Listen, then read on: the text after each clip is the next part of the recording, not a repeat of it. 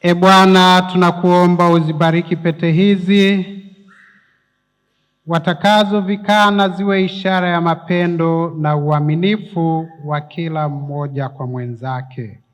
Kwa jina la Baba na la Mwana na la Roho Mtakatifu.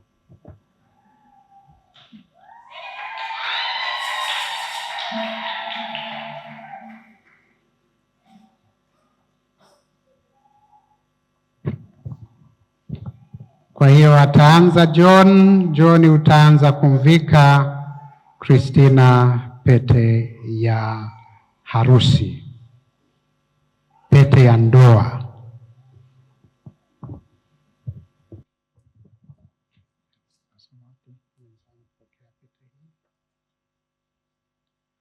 Mwenzangu, pokea pete hii iwe ishara ya mapendo yangu na uaminifu wangu kwako, kwa jina la Baba na la Mwana na la Roho Mtakatifu. Amina.